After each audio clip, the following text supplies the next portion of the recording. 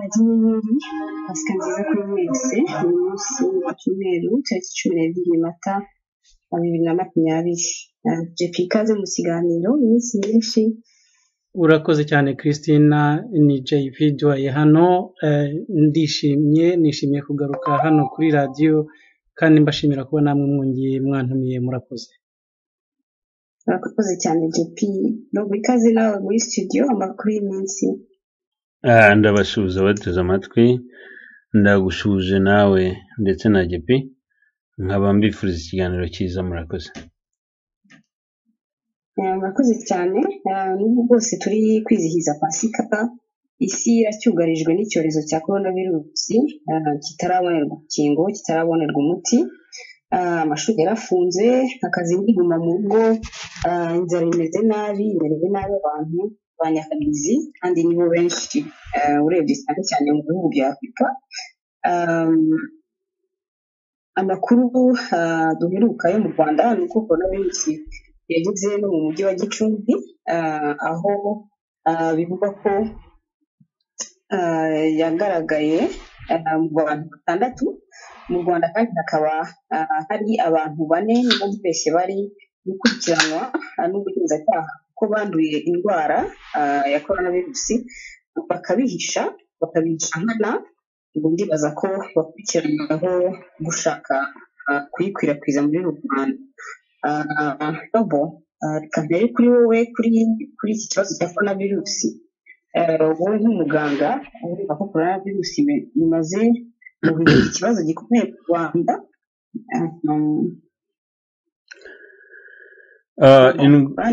Yes, ndakumva. Indwara ya coronavirus ni indwara yugarije isi nk'uko utangiye ubivuga. Nibaza ko igihugu cy'u Rwanda nk'ibindi bihugu byose ku isi byakomeje kugira inama abaturage uburyo bagomba kwakira icyo cyorezo. Ikintu cyonyine gitandukanye n'ibindi bihugu, nanjye nigeze kugira amakenga, ni ukuntu u Rwanda rwakira abantu bavuye hanze, rukabashyira muri karantine. Rimwe na rimwe ukuntu bakirwaga bikaza kuzamwo ibibazo, ndetse ko abo bakiriye ubwabo bagaragaye mu binyamakuru bavuga bati twarapimwe basanga nta ndwara dufite, ariko kandi batugumisha muri karantine. Hari ibintu nka bibiri ngira ngo nsobanure ku kintu cyerekeranye na coronavirus. Icya mbere nuko indwara ya coronavirus ababashije kubona ibipimo, ni ukuvuga kubona ibikoresho byo gupima kugira ngo bamenye niba umuntu afite indwara cyangwa atayifite. Ntabwo igipimo cya coronavirus kivuga ko ufite indwara cyangwa utayifite, ahubwo kivuga ko udafite utayanduye. Ni ukuvuga iyo kivuga ko utayanduye, ni ukuvuga iyo bagupimye bikavuga ko ari negatifu, biba bivuga ko utari wayirwara. Iyo bagupimye bikavuga ko ari pozitivu, ni ukuvuga ko ufite icyo twita immune system yo kuba wayirwanya. Iyo rero ufite immune system yo kuba wayirwanya, biba bivuga ko wayirwaye. Okay? Ntabwo ushobora kugira immune system yo kuyirwanya utari wayirwara ngo nayikire. Okay, ni ibintu biri complicated, abantu banyumva bashobora wenda kutabyumva, ariko niko bimeze. So umuntu uwo ari we wese bapimye bagasanga ari negatifu, agomba kwitegura ko hari igihe azarwara iyo ndwara, kuko iyi ndwara ni indwara irimo kwirukanka ku isi hose. Bivuga ngo iyo bagupimye bagasanga utarayirwara, byaba byiza ahubwo bagupimye basanga warayirwaye. Hari abayirwara, uri guseka, niko bimeze.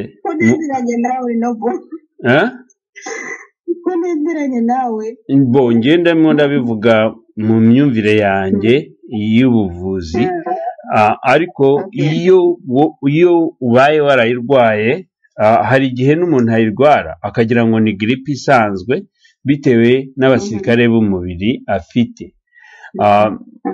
Hanyuma abasirikare bawe bari bahagaze neza, ntumenye ko wayirwaye, ariko bikazamenywa ari uko tugupimye. Dushobora kugupima tubivanye mu macandwe cyangwa mu maraso, ariko iyo usanze ufite 20 niyo dupimiraho, ubwo biba bivuga ko buri igipimo dukoresha ni igipimo kimeze nk'icya pregnancy test.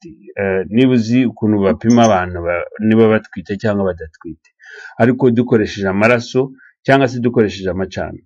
So iyo dusanze rero ufite 20, hari 20 itandukanye. Hari 20 kuba ari 2 ikaba ivuga ko wayirwaye kandi wayikize.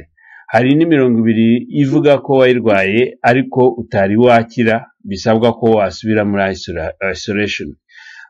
Hari no kuba noneho hari umurongo umwe uvuga ko ntayo urarwara atora. So iyo byo bipimo uko bitandukanye uko ari 3, iyo haje igipimo gisabwa kusubira muri isolation cyangwa bakurekura ukagenda ugasubira iyo ujya.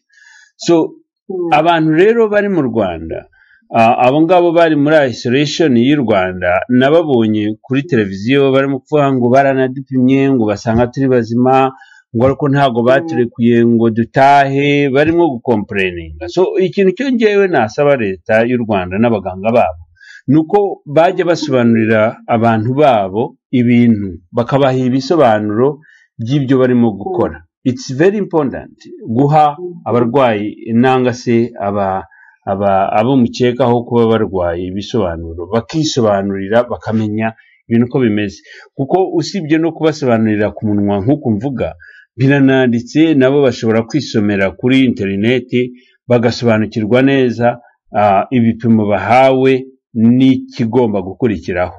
So ku Rwanda rero nabonye bafata abantu bamwe barabafungirana, abandi babashyira mu byumba bimwe. Ikindi nabasaba nuko umuntu uvuye hanze ntago bagomba kumushyira mu cyumba kimwe n'uwundi nanone, kuko hari igihe umuntu ashobora kuba yavuye ahandi hari ibirwara nanone, ugasanga bamufungiranye n'umuntu nanone ushobora kuba afite iyo ndwara kandi we atayifite.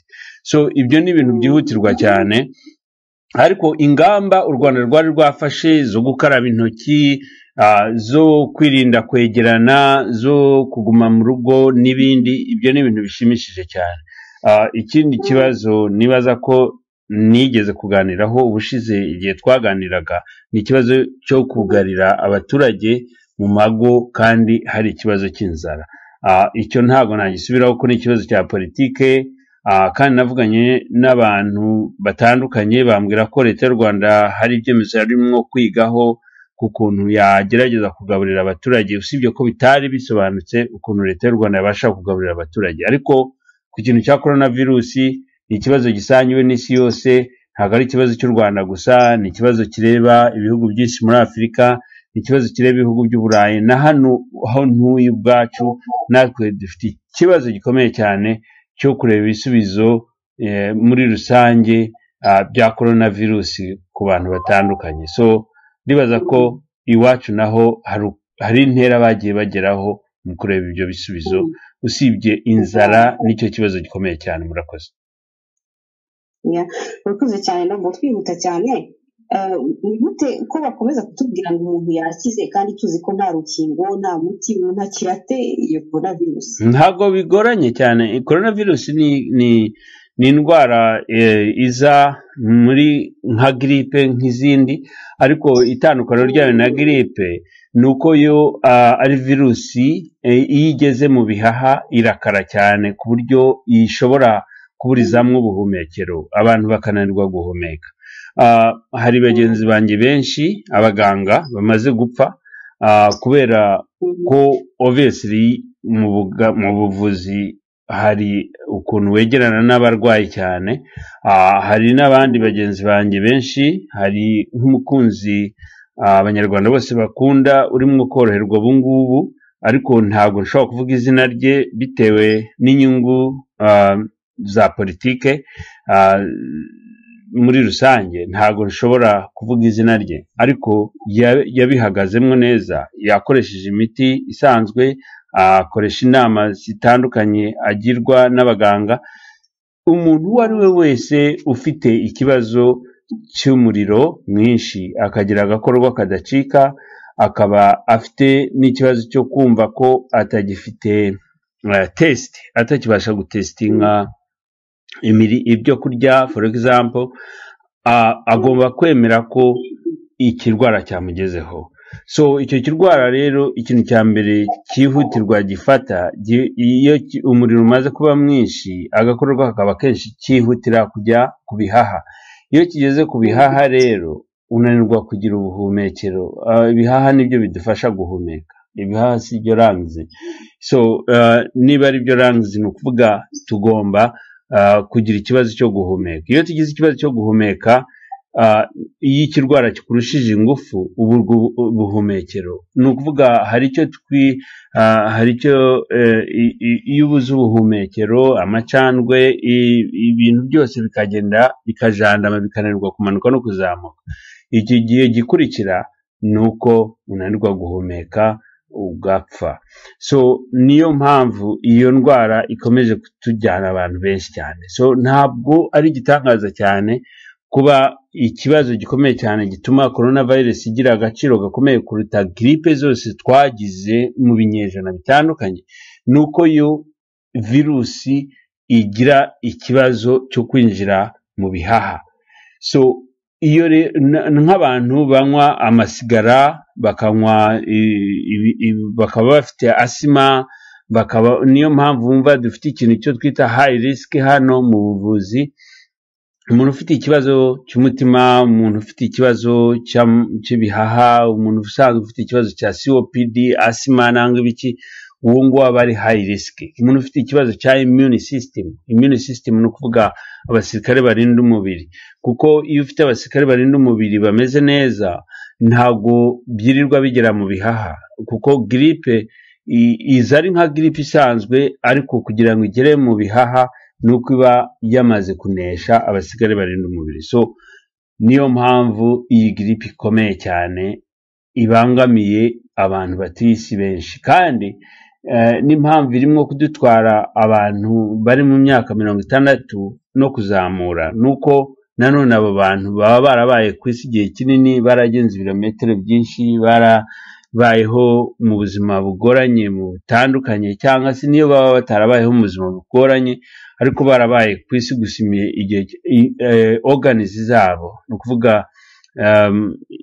ibintu byubaka umubiri byabo biba bigiye bitakaza intege.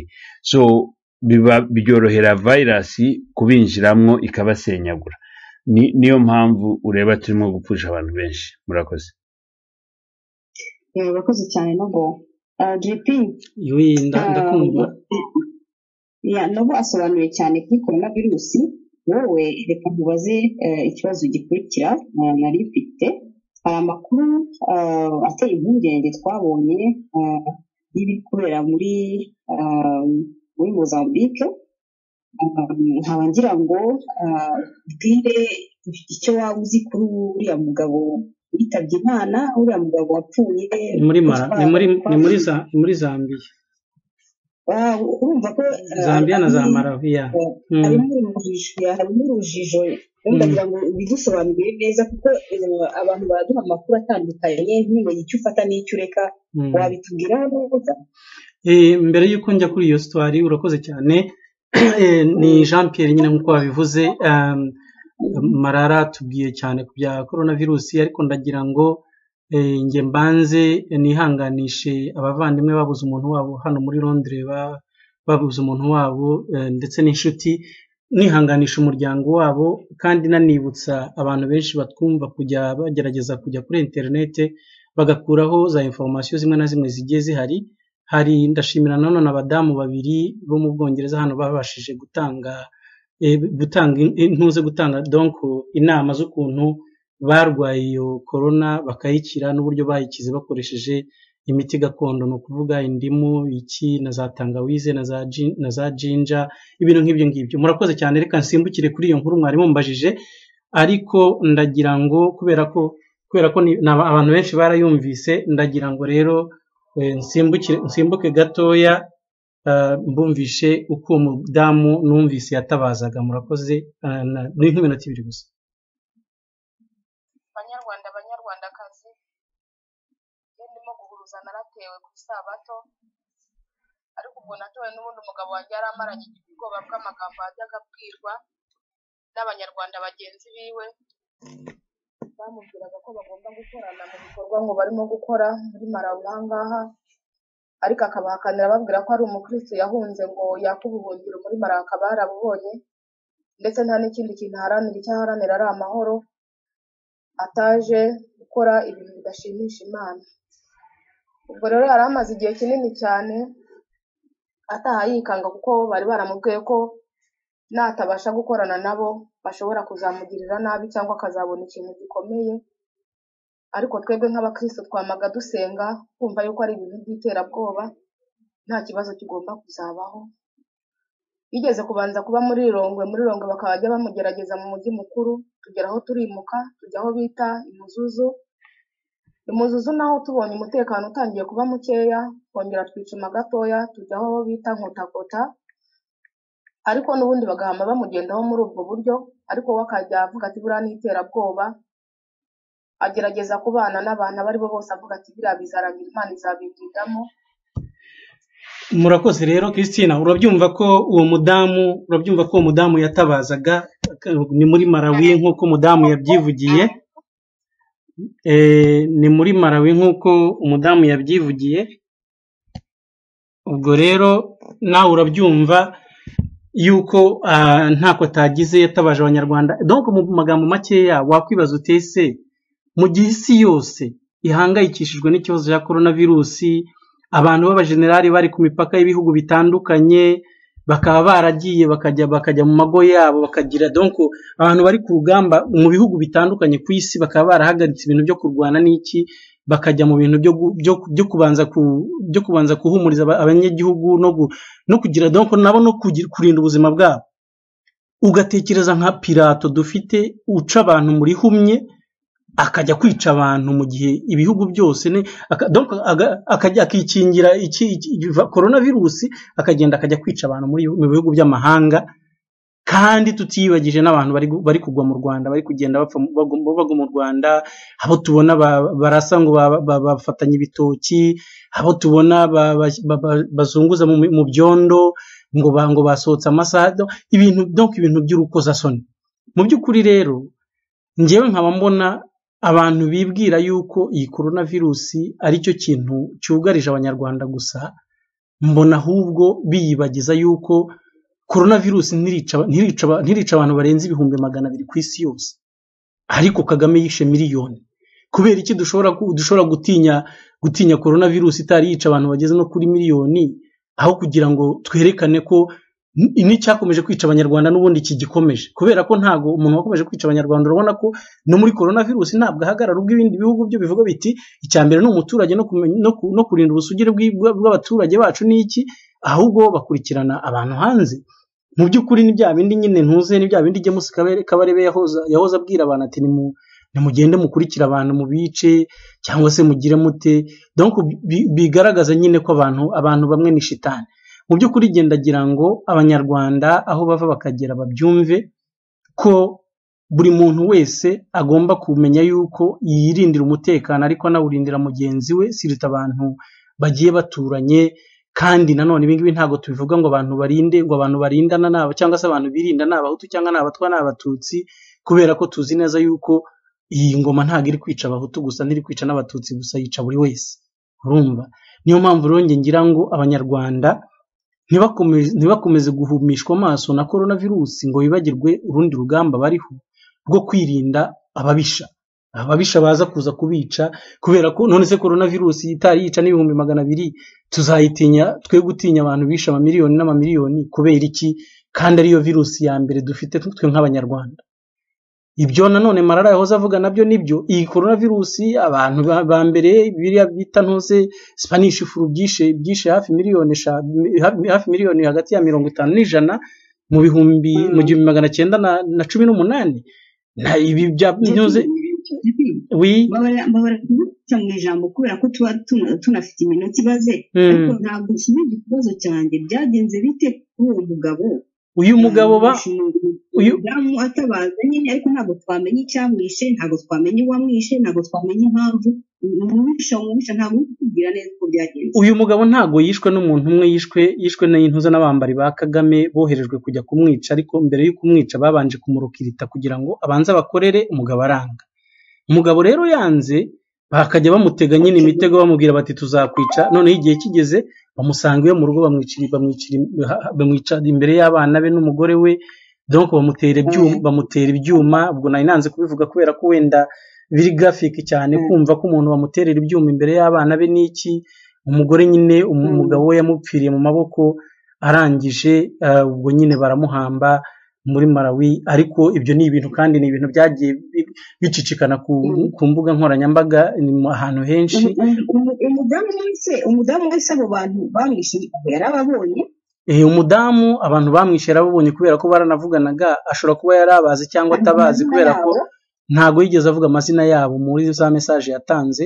Ashobora kuba abazi cyangwa se atabazi, ariko icyo nzi cyo nuko yavuze ko abamwiciye umugabo ari abantu b'i Kigali, kubera ko ntago Kamemu yari kuyoberwa niba ari abo basanganywe cyangwa se ari ab'i Kigali, ntiyari kuyoberwa cyane cyane iyo umuntu yaguteye kandi akagutera abasha kukuvugisha cyangwa se muvugana. Donc rero yarabivuze kandi avuga ko nyine banabibye n'amafaranga, uretse no kumwicira umugabo gusa baranabasahuye. Donc ibyo byose kandi nyine akaba atari n'uwo wenyine, n'abandi bose bari muri ibyo bihugu bagenda batabaza. Hari n'abandi tudashobora kuvugira amazina ahangaha, ariko bagiye batabaza bavuga bati nyamara Kigali yatwohereje abantu kandi bari kuduhiga. Niyo mpamvu rero twagombye kuzajya dutabariza abantu batari bashiramo umwuka mbere y'uko abantu bagira. None ibyo ngibyo, ubwo rero mu magambo make ndumva ari icyo ngicyo nabivugaho. Tukaba twihanganisha nyine iyo miryango yabuze ababo, tunababwira yuko radiyo iyi ngiyi rwose inyenyeri aricyo tubereyeho, ni ukuvugira abapfutse umunwa cyangwa se abativugira, uwo ari we wese, baba bari mu gihugu cyangwa baba bari hanze. Twebwe nta tabu dufite ngo tuzavugira abantu mu Bwongereza cyangwa mu Rwanda gusa, tuvugira abantu bo ku isi yose bafite ibibazo nk'abo ngabo. Niyo mpamvu rero numvaga ari très important ko abantu bumvikanisha ibibazo donc abanyarwanda bagenda bahura nabyo hirya no hino. Uwo waba uri we wese bakaguhiga, ubwoko waba uri bwo bwose bakaguhiga. Ntabwo rero twagombye nk'abanyarwanda gutinya coronavirus kurusha uko dutinya virusi iva mu Rwanda yica abanyarwanda kandi isa naho yabakorewe. Nuko murakoze. JP, gutabariza rwose ni byiza, ndabishyigikiye, turabishyigikiye, ariko kandi ntabwo abantu ku giti cyabo kubatabaza hari igihe bashobora kutagufata. Ubundi ibyo gufasha umuntu wagize ikibazo nk'icyo ni urwego rw'umutekano rwakagombye kubikurikirana. Baba barabibwiye inzego z'umutekano ko abo bantu nyine babahiga bahari, baba se barabegereye kugira ngo bababwire uko byagendekeye uwo mugabo watewe ibyo byuma yifashe bite. Ibyo ari byo byose nkurikije amakuru mfite n'ayo nabashije gutara nyine mu bantu bo muri Malawi, njye nabashije kumva ko iyi famiye yabashije kubigeza ku butegetsi, ndetse uretse si nabo gusa n'abandi banyarwanda baba muri Malawi bagejeje ku butegetsi bwa Malawi impungenge bafite z'uko u Rwanda rwaboherejemo abantu bo kubagirira nabi, kandi twumva ko banambwiye yuko leta ya Malawi nayo yakomeje kubikurikiranira hafi. Ubwo rero nabyo babigejeje ku bategetsi babo, ariko rero natwe tugomba gushyiramo akacu tukabibwira abanyarwanda ibiri kubera hirya no hino. Murakoze. Kugira ngo birinde. Murakoze cyane JP. Reka tujye ku ngingo ikurikira. Ambasaderi Olivier Nduhungirehe yahagaritswe ku mirimo ye ashinjwa gushyira imbere imyemerere ye aho kugendera ku mabwiriza ya leta. Kwirukanwa kwe bikomeje kugarukwaho na benshi. Turebye ibintu mu buryo bw'imiyoborere ya kera, hajya buriya kuba iyo umugaragu yirukanwaga niyo yabaga akunda ingoma kurusha nyirayo. Hari igitangaza cyabaga kiri aho kumva n'abantu bacitse urondogoro. Urakoze cyane Christine. Njye mu by'ukuri nkurikije ibyo ndi kubona cyangwa se n'uburyo nanjye ambasaderi Nduhungirehe nari muzi mu bijyanye n'intoze no kuba ari yarigize intyoza, agira ivuzivuzi ku ntuza, agira ivuzivuzi hirya no hino. Donc urebye mu by'ukuri yazize umunwa we, nicyo njye mbona yazize.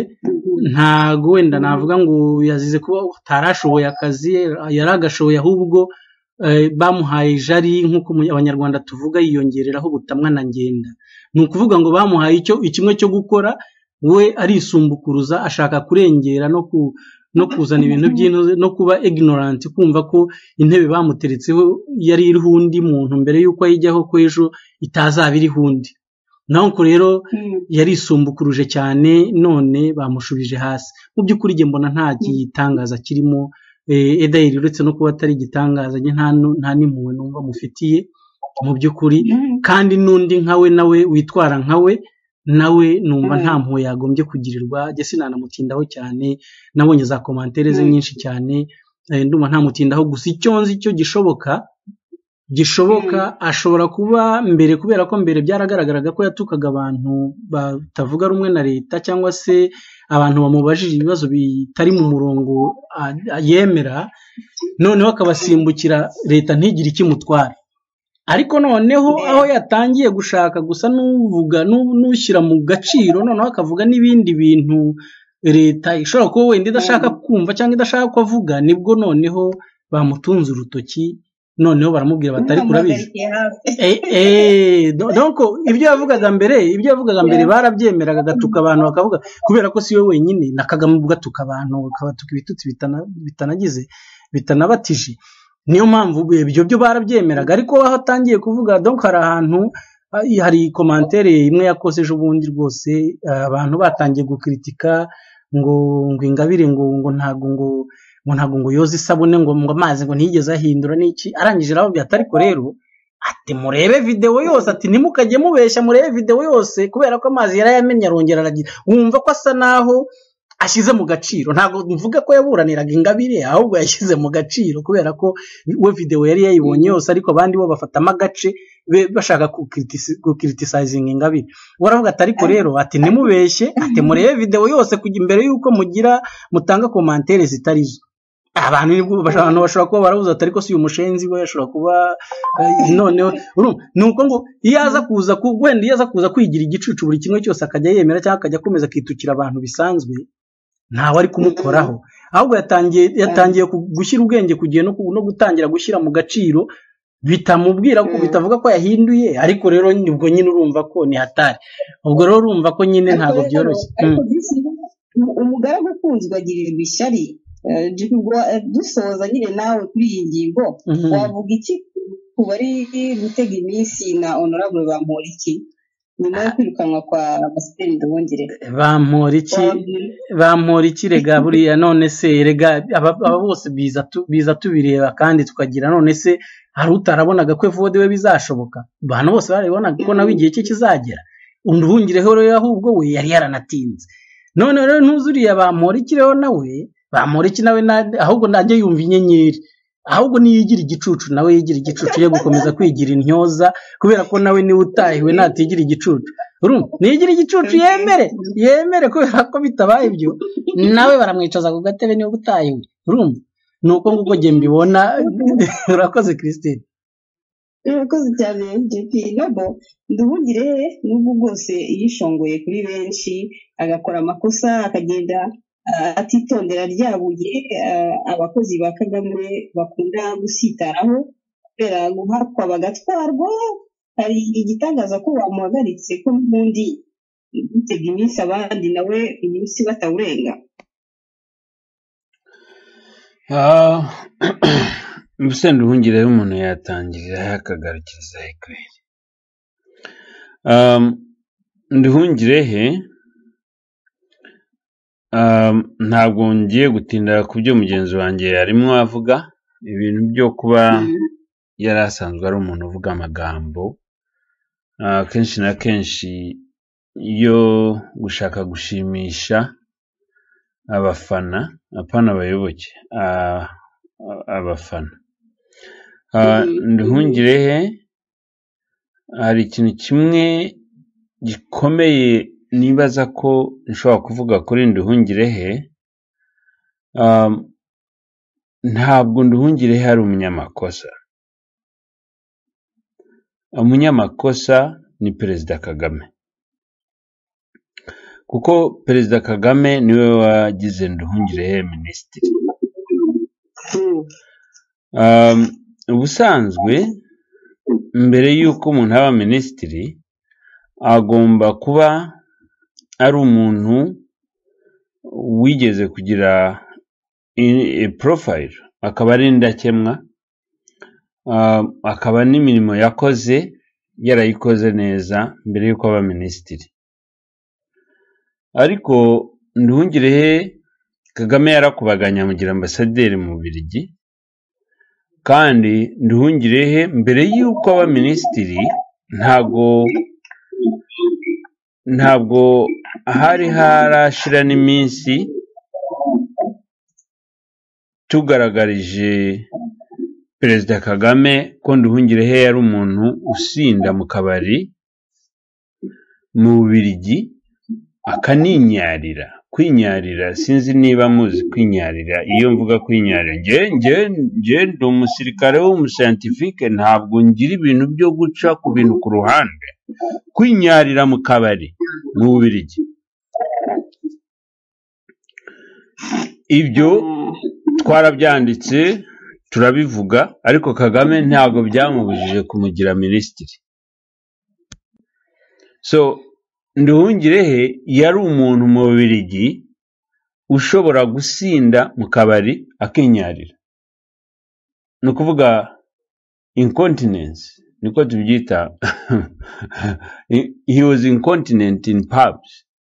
Yari umuntu ujya mu kabari agasinda akaba just a useless guy. So mbere y'aho ngaho Nduhungirehe kujya kumenyekana no muri politike y'u Rwanda yazanywe na Gasana, ari we wabyaranye n'umugore wa Kagame. Gasana bamwita Gasana nde? Eugene. Nduhungirehe na Gasana, dore amafoto hano mugenzi wanjye arimo kunyereka aho babaga bari mu kugura indaya n'ibindi nk'ibyo ngibyo. So bariya ni abantu ntagomba kubaza impamvu baba bafeirinze muri leadership, ahubwo ni abantu ngomba kubaza Kagame nka perezida aba yarabahayarinze gute. Christine sinzi niba unyumva.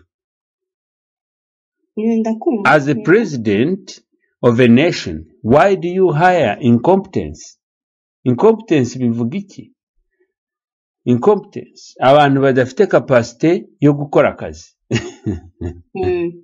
Ariko nibo Kagame aba yarahirinze. Those are the people. Yeah. Yes. Nibo Kagame aba yarahirinze for his reasons. So utu problems ngo yajyaga kuri Twitter ngo akandika, that is normal because he is what he is. Ubuse nge na kwibaza impamvu Nduhungirehe yajyaga kuri Twitter akandika koko, kuko that is his class. Nakwibaza impamvu Twitter yabaga Facebook cyangwa Instagram. Nge ntago ngira na Instagram, ntago nzi nuko nazo Twitter. Hari abantu benshi bajya muri Twitter bagatweetinga bakoresheje inyenyeri in my name, but I don't know how can I have time to do that. So uwo muhungu, there's one thing that I have to salute him for. Hari ikintu kimwe mwubahira Nduhungirehe. He never attacked me personally. Very surprising. Ntabwo yigeze anyaproachinga, babyita iki mu Kinyarwanda, ngo aze ngo anyandike anyibasira. No, because he knew that I was not his level. So uwo muhungu, I don't know niba uriya Gasana yamukwe mu Bubiligi amujyana Germany bakorana pimp games zabo, I don't know. Kagame aragenda arabaprochinga, bamurerera abana, baborera muri pimp life. None this is it. So ubu nakabonye hariya muri United Nations igihe Gasana arimo guforinga apart, ndakabona hariya barakajyana mu Rwanda bakagira minister and all that, but he's a victim of the system because he didn't have time to be inducted. He didn't get education. Ntabwo yigeze agira role modeling, ntabwo yigeze agira examples. So ikintu bamubwiye baramubwiye bati genda fighting opposition, criticizing opposition, and this is it. Ariko from this nonsense of Nduhungirehe, I'm sorry, I don't have time for Nduhungirehe. Ntabwo nshobora gutinda kuri Nduhungirehe because he was just an idiot. Ntabwo najya aho ngaho ngo ngiye kuvuga kuri Nduhungirehe. I am going to the point. Why is Kagame today dropping his what can I call them? His spoiled boys. Yeah. Kuki uyu munsi yumva ko Nduhungirehe ari somebody he cannot associate with? Why is it today? This is where we need to focus. Yes. Why do we think? Why is Paul dumping his spoiled boys? This is ibi nibyo tugomba kwibaza. Kuki Kagame adashaka kuba associated? Kuki adashaka kuba yakwitirirwa ibi byana bitafite discipline? Ariko no boss ukumuvugira, ariko umuntu ashobora kuvuga ko yamuhaye amahirwe no imyaka 15. No, ariko ntabwo urumva ibyo nari ndimo gushaka kuvuga. Ibyo kurengera kwe twabivuyeho, ahubwo ubu ngubu turimo turareba kuki uyu munsi Perezida Paul Kagame adashaka kuba ari kumwe n'igishushanyo kiriho abo bana bakubagana. Okay? Kuko Perezida Kagame hashize igihe mushiki wabo kuva avuye, mushiki wabo yatukanye kurusha Nduhungirehe. Mushiki wabo yakoze amarorerwa aruta ya Nduhungirehe. Ariko ibi nibyo njya mbabwira, timing is matter. Timing matters. When do you say what you say and where? Kuko mushiki wabo yaratukanaga agatukana abaperezida b'ibihugu, ariko ntacyo yabaye. Ariko yagumye mu murongo w'ibyo yabaga. No, ntabwo ari kuguma mu murongo, ahubwo nuko yatukanye igihe cyari kijyanye n'ibitutsi bye. Yes. no kuba waratutse Museveni last year ntabwo bijyanye no kuba wamutuka uyu munsi, kuko uyu munsi muhugu arimo aramukorera icyo bita negotiation. So kuba rero wowe warinda uhungirehe ushaka gutukana nka mushiki wabo wavugaga ngo tuzungu igihe bavuga ngo Rwanda ngo rurimo gukora GPD y'u Rwanda ngo iri kwinjira muri 7%, noneho u Rwanda rukaba ruri muri -0 uyu munsi, nyuma yaho u Rwanda rukoreye investment mu bihomba gusa, ntabwo muba mujyana. Kuko ubu ngubu Kagame as we speak, abanyumva banyumva, abatumva bazumva babyutse. So nukuvuga ngo u Rwanda ubwo tuvugana ubu ngubu rufite ikibazo gikomeye cyane cyuko amafaranga GPD y'u Rwanda iraforinga down. Amafaranga u Rwanda rwafashe iyo twise ngo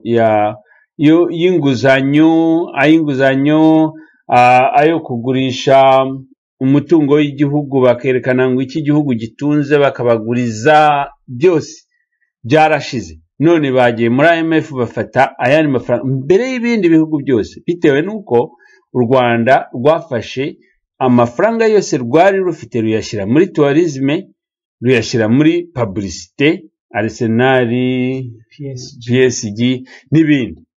So u Rwanda ruri ku mavi, Kagame ari ku mavi, akeneye ibihugu, kandi IMF iguha amafaranga yaguha na condition. Ukuvuga ngo ugomba kwemerera opposition zigakora, ugomba kwemerera uburenganzira bwa muntu, ugomba kwemerera this and this, no kwemerera immunization zigakora, World Health Organization bagiye no kuza kubatera inyuma. So ibyo bintu byose yabyemeye. Hanyuma ufite umuntu hari urimo gutuka abazungu, ari wenda uhungirehe, he has to go, kuko time ye yarangiye. Ahubwo ikintu kimbabaza, sinzi n'umuvandimwe nari ndimo kubibwira mu kanya, nuko umuntu negotiator wa mbere muri foreign affairs wakabaye ari we uvuga foreign policy ni Sezibera. Bamugize vegetable, he can't talk, bamugize imboga. So nukuvuga ngo ubu ngubu Kagame arasabwa either gufata akamanzi cyangwa agafata mambara, bakaba ari bo baza muri foreign policy, kubera ko foreign policy biruta ntago azi kuvuga icyongereza, kandi biruta ritonda cyane, nta kinavuga, ngira ngo yize imibare, igihe cyose abarimo kureba abantu mu maso arimo kubara, ntago ashobora gushyanuka. So baragomba gushaka umuntu uzi gushyanuka wo kuzana muri foreign policy. Ntago rero Nduhungirehe yari afite position, kuko yamaze kwanduranya na opposition, kandi mu bintu bya mbere amahanga adakeneye muri iyi coronavirus ni umuntu uza arwanya opposition. Bashaka kumva ahubwo ko opposition na leta bashyize hamwe kugira ngo barwanye virus. Do you get it? That's what we need. Kandi ibyo nkabandangiza mbisaba na leta, nkabisaba n'abayirwanya, niba ari Ingabire, niba ari Kayumba, sinzi position y'u Rwanda ntabwo nkinayizi, niba ari Kayumba, niba ari bande, niba hakibaho opposition, I don't know. Bose barasabwa gushyira hamwe, kuko icyorezo cyugarije isi, cyugarije n'u Rwanda muri rusange, ntabwo ari icyorezo cyo kuvuga politike. Bambabarire abashaka kuvuga politike bazishyire ku ruhande, tubaze turebe abantu bahumeka. Nicyo ngiye nabasaba. Twabamarira iki? Twabonejo gute? Ese abanyarwanda bangahe bazabasha gucika ku icumu ry'iki cyorezo? Abacika ku icumu ry'abahutu ngo na genocide, abo ni akazi kabo. Ngenda reba icyorezo cya coronavirus, uzabasha gusigara agihumeka ninde? Ese azabaho gute? so uwo Kagame niba ngo ari dictator ngo niba ngo ashaka no kuzabaho imyaka 20 ibyo babyibagirwe ahubwo barebe ko nawe corona itamutwicana iminsi iri imbere turebe ukuntu abanyarwanda ukuntu bashobora kuba bagihumeka mu mezi 15 12 ari imbere bavaneho ubujajwa bamvaneho ibintu bya politike ngo n'ubwanganyi ngo n'ubututsi n'ubuhutu ibyo ni rubbish bana barebe ukuntu haba hakiriho nibura umuntu uhumeka muri kariya kantu kabo kangana urwara ibindi bihugu birimwo birareba reba Tanzania gahunda bafite reba Kenya gahunda bafite reba Uganda gahunda bafite ibyo bintu byanyu by'abanyarwanda by'ubujajwa ngo nduhungire reba nko kumara umwanya nk'uyu tuvuga nduhungire ikintu twagombye kureba turebe hazaba hagihumeka bangahe mu mezi 12 nicyo kintu gikwiye gushyirwa imbere nta kindi hari ikintu ufite cyo kumbaza mfite ikibazo mfite ikibazo cyihuse mushobora numva mwamfashamo ikibazo numva hano twese twadebataho nk'uko Marara yari akivuzeho ni ikibazo kijyanye n'inzara abaturarwanda bafite wa mugani twabonye bamwe mu bihugu nka igihugu kubera ko abanyarwanda bagirwaga no kujya kushabika kujya kureba ko babona amahaho none bamaze iminsi bakingiranye kandi twabonye babaha irobo ry'ibishyimbo inusu y'akawunga ngo nibabirye ibyumweru 2 ibyo ntibyatunga n'uruhinja ubanza bitamara umunsi ngero nk'abandi kubaza nti ese abanyarwanda rwose niki kintu bafashwa cyangwa se kubera iki babakingirana kandi nta mfashanyo zihari kandi ko twabonye ko ibindi bihugu byo byemera ikibazo gihari nk'uko Marara yabivuze nge mbona rwose none se abanyarwanda bakomeza kubakingirana mu mazu ntibahinge cyangwa ntibajye gushabika n'iki cyorezo nikiramuka kigize abo gisiga bo bamugani bazabaho bate bazatungwa n'iki ko bazaba batahinze bazaba batagize icyo bakora kibateza imbere ejo hazaza habo hameze hate kandi ko tubizi ko u Rwanda kugeza ubu ngubu rwamwaye rudashobora gufasha abantu ko tubona abantu n'intuza n'umufuka w'umuceri barawurwanira umufuka w'umuceri se wafasha abantu bangahe kandi tuzi ko uretse n'ibyo ngibyo by'abanyarwanda batafashwa tuzi ko n'abanyururu babayeho nabi ari abanyururu ubu ngubu none se ahubwo yagombye gufungura abanyururu bakajya guhangana na coronavirus mu mago yabo nyine niko mbibona ikindi nkabanje nibariza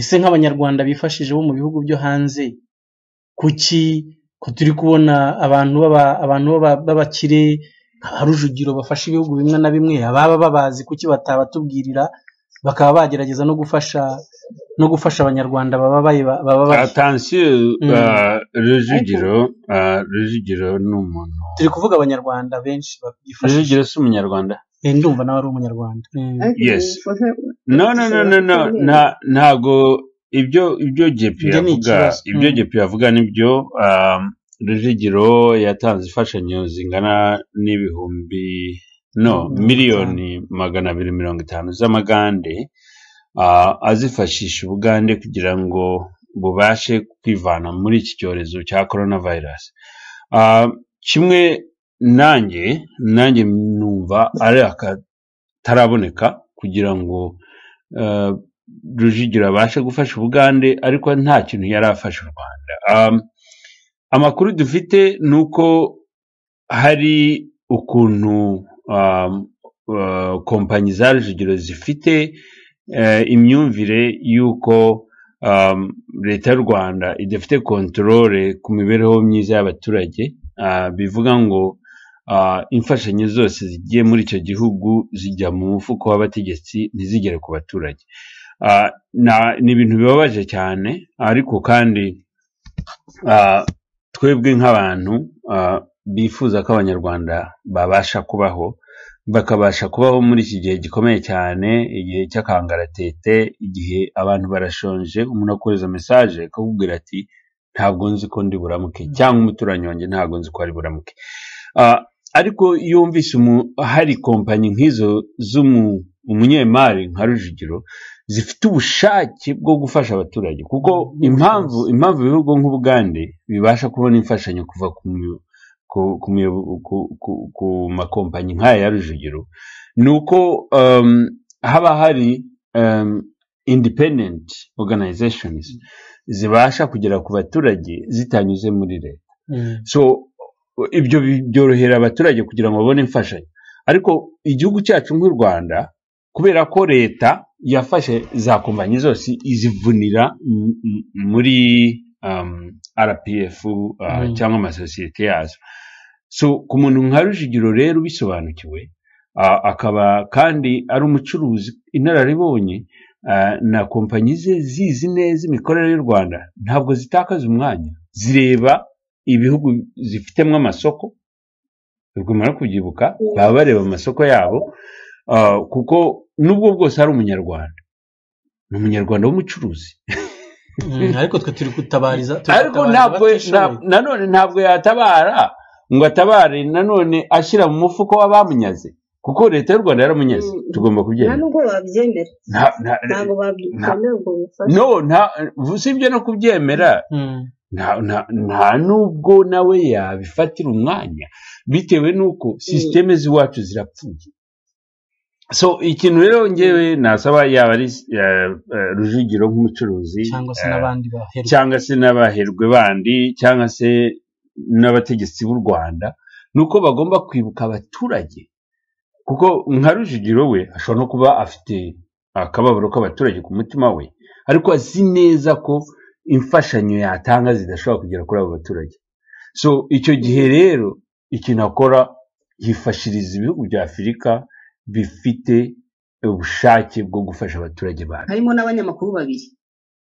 Ibintu bigendera kuri gahunda. Ni gute Rujugiro yafata niyo yagura umuceri da yawucisha hehe? Ntabwo bishoboka.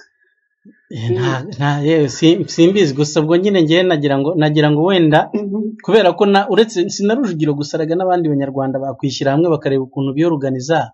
Ariko rero none se nimba muvuga yuko noneho leta y'u Rwanda yabaye ingona, ikintu cyose gisimbukiye mu mazi ikintu cyose gisimbukiye mu mazi ngo ntihite kigira, ibitaciye babyita ibyo mu kajagari. Ariko ikintu kimwe ugomba kumenya ni uko sisiteme y'u Rwanda ntabwo ikeneye imfashanyo ya Rujugiro. Urabyemera cyangwa ntabwo mbyemera? None se baba badakeneye imfashanyo bakajya gutega amashyi muri IMF? Rujugiro ni umucuruzi, afite ubucuruzi muri Afurika yose muri rusange, mu bihugu byinshi. Ariko mu Rwanda igihugu cyaramwanze kubera ko perezida uhayoboye ntabwo ashaka ko Rujugiro acururizamo. So we rero ikintu akora acururiza mu bihugu bituranye na Afurika n'u Rwanda. So kuba yatanga rero imfashanyo i Bugande miliyoni 250 y'amashiringi, ntagire ikintu atanga mu Rwanda, ntabwo bivuga ko yanga abanyarwanda, ahubwo bivuga ko ntabwo afite imiyoboro nyayo yo gufasha abanyarwanda, kuko abanyarwanda kugira ngo bafashe ugomba kunyura muri sisiteme ya FPR, kandi Rujugiro ntabwo akiri muri FPR. Nubwo bwose yayifashije kugera ku butegetsi akanabashyiraho uyu munsi, ntabwo bivuga ngo baracyumvikana ku buryo yabanyuramo kugira ngo afashe abaturage. Abaturage b'u Rwanda bagomba gusonza, kereka Rujugiro na kompanyi ze banyuze mu non-government organizations. Izi ngizi ziba zivuga ngo zirafasha abanyarwanda, akaba ari zanyuza mu izo mfashanyo. Naho kuba we yafasha abanyarwanda ntabwo bishoboye, ntabwo yabona hanyura. So reka aratanga imisanzu muri Afurika y'Epfo, aratanga imisanzu mu Bugande na Nigeria yo gufasha coronavirus cyangwa gufasha abatuye ibyo bihugu kuticwa na corona, ariko ntabwo yabasha gufasha igihugu aho avukamo. Kubera iki? Kubera yuko perezida uyoboye ntabwo yumvikana nawe. Igihugu yakigize akarima ke. Ni hatari. Yes. Ni systeme zipfuye pe. Dusoza rero nubwo nagira ngo ugira icyo uvuga ku byaha bishinjwa bavuga ko ngo yashatse gucika gereza Colonel Byabagamba n'igihe amaze mu gisirikare cya RDF yaba yarashatse gutoroka gereza ya gisirikare afungiwemo mu kato ntabwo yigeze ahantu nk'aho no ntabwo nshaka kugira ikintu mvuga ku bintu byerekeranye na Tom. Nta mwanya uhari, umwanya warangiye nk'uko wabivugaga, ariko ikintu cyo nakubwira ni uko Tom ntabwo Tom ashobora gutoroka gereza, nta nubwo yatoroka gereza abikoresheje mu buryo aho byamenyekana. Niba njyewe narabashije gutoroka nkagenda, gusa Tom yananirwa gutoroka gute? Icyo njyewe nshobora kubwira ni uko habayeho amakosa menshi cyane. Politike n'igisirikare ni ibintu bitandukanye. Iyo ushyizeho igisivili byo biba ikindi kibazo. So habayeho amakosa menshi cyane. Nibaza ko kugira ngo bisobanuke ari ibintu bigoranye cyane, kuko Tom ni umufungwa wa gisirikare, akaba afite n'abavandimwe be baguma bavuza induru hirya no hino mu bintu byabo ngo bya human rights na East Africa, bishobora kuba byaragize ukuntu bihungabanya imitekerereze ya Kagame muri politiki, regional politics cyangwa international politics. Agafata icyemezo cyo kugira ngo bamushyireho ibindi byaha. Ni ibintu byoroshye cyane kuri system ya Kagame kugira ngo bakuremere icyaha, biroroha. Ni nayo mpamvu nigeze gusaba cyane abantu ko bareka inkiko za gisirikare zigakora akazi kazo, byaba na ngombwa basaba imbabazi bakazisaba, kuko umuntu iyo yagufunze uri umusirikare aba yagufunze. Nta nkiko zibaho mu gisivile zibohoza abasirikare, ntabwo bibaho.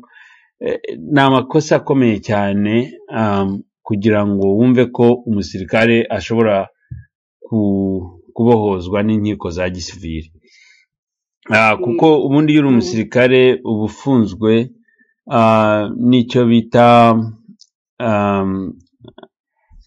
Army Council cyangwa Army Code of Penal, biba byarashyizweho kugira ngo biguhane igihe wishe amategeko wemera, kandi iyo ugiye mu gisirikare usinya ko wemera amategeko ukorera. So iyo ukiri umusirikare rero uba ufunzwe n'amategeko wemera. Ayo mategeko uba wemera ntabwo nyoko aba yazi, nta nubwo uwo muvinimwe aba yazi, nta nubwo human rights ibe yazi. So iyo ndebye rero abantu ngo bafite abo bavinimwe ngo ni ba roya cyangwa ni ba burugumesitiri bajya muri rubbish.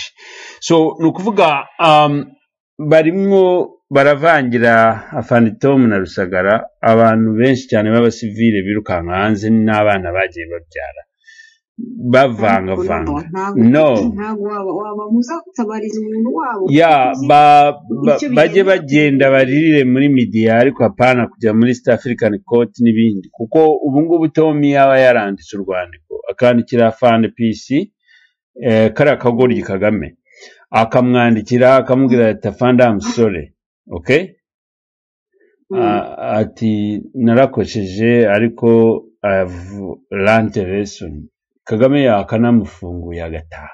Ariko ibi ngibi bisivile biguma byiruka hanze bigenda bivuga rubbish, nibyo biteza ibibazo. That's where the problem is. Nta mwanya uhari, ntago nshobora kubisobanura. Bakabina bivangamwe bya politike byabo birimo na bakayumba bibigoryi and all that nonsense. Let's stop it there. Nta mwanya mfite. Okay, so reka mbashimire rero murakoze cyane umufasha wo kuza kwifatanya nanjye mu kiganiro. murakoze cyane Christine, murakoze cyane, kandi Pasika nziza ku banyarwanda bose.